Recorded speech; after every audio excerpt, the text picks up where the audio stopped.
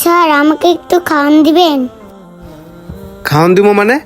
কেন, বাসায় কি খাওয়া দাওয়া করো না? স্যার বাসায় না আমগর খাওয়ান নাই। বুঝলাম না, বাসায় খাওয়ার নাই মানে?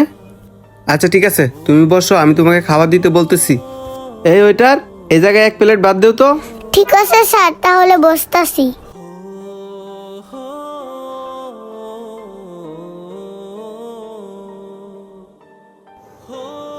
স্যার এই যে এক প্লেট ভাত। আচ্ছা ভাতের সাথে কি খাইবা বলো আমাকে? শুধু ভাত হলেই চলবে।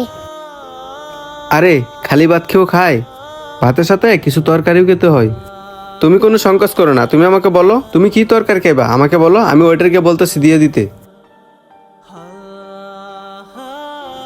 আরে মামুনি, তুমি কি এত ভাবতেছ?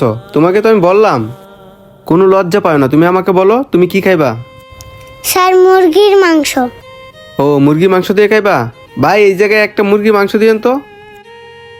এই নেন আপনার মুরগি মাংস, আর কিছু লাগলে বলবেন। আচ্ছা ঠিক